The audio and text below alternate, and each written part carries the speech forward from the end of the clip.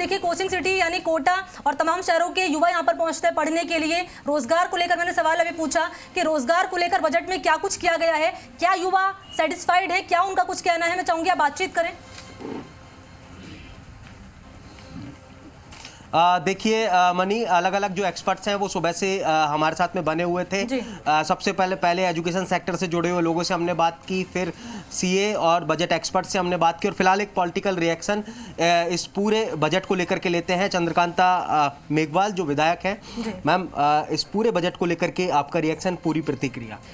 देखिए, मैं सबसे पहले तो डॉक्टर सीतारमण जी जो हमारी केंद्रीय मंत्री है, वित्त मंत्री है, उनको बहुत बहुत धन्यवाद देती हूँ कि आपके इस चौथे बजट को आपने किसान को, नौजवान को, गरीब को, मजदूर को, इन सभी को समर्पित किया। इस बात के लिए बहुत बहुत धन्यवाद, क्योंकि सवेरे से मैं खुद भी इसको बैठकर देख रही थी।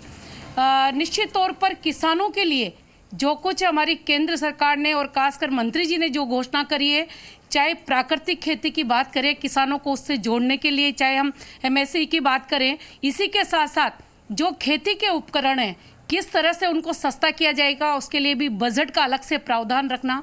मध्यम वर्गीय जो व्यापारी है उनको भी कुछ न कुछ देने का प्रयास किया है। और सबसे बड़ी बात है कि 80 लाख लोगों को पीएम आवास योजना के अंतर्गत लाभ देने का जो प्रावधान रखा है, निश्चित तौर पर वो एक गरीब का भला करने वाली बात है।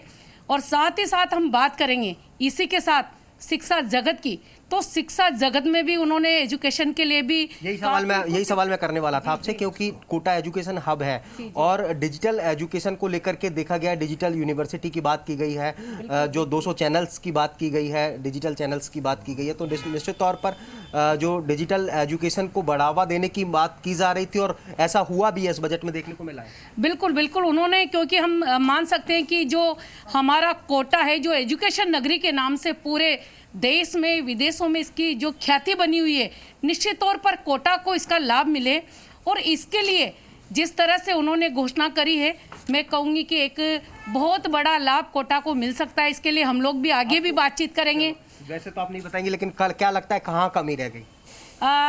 कमी की अगर हम बात करें तो कोरोना काल में किस तरह से अर्थव्यवस्था को बनाए रखना और उसी के बीच रास्ता निकालना, मुझे लगता है भारत को, देश को आत्मनिर्भर बनाने के लिए जिस दृष्टि से उन्होंने बजट का समावेश सभी हर चीज़, चाहे हम देखें एजुकेशन, चाहे चिकित्सा व्यवस्था हो, चाहे इसी के साथ साथ हमारा किसान को लेकर कोई भी प्रॉब्लम हो, और इसके अलावा भी हम सड़कों की बात करें, निजी क्षेत्र की बात करें, इन सारी बातों को का समावेश हमें इस बजट में देखने को मिला है।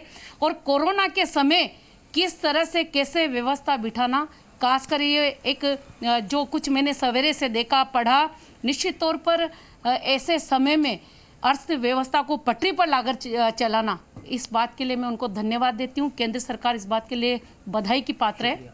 तो मनी, विधायक चंद्रकांता मेघवाल, जिनको सुना, ओवरऑल इस पूरे बजट को लेकर के वो संतुष्ट है, और उनका मानना है कि हर सेक्टर को छूने की कोशिश की गई है। कोरोना काल के बीच में जिस तरह से अर्थव्यवस्था को पर एक डेंट आया, अर्थव्यवस्था को एक झटका लगा, उसको भी कहीं ना कहीं संभालने की कोशिश की गई है। कुल मिलाकर जो है चंद्रकांता मेघवाल जो कि विधायक है, संतुष्ट नजर आई है। सहयोगी हिमांशु ने उनसे बातचीत की और रिएक्शंस लिए अलग अलग मुद्दों को लेकर, तो सेटिस्फाइड नजर आई है। हिमांशु बने रहिएगा, तमाम गेस्ट पैनल भी हमारे साथ लगातार बना हुआ है।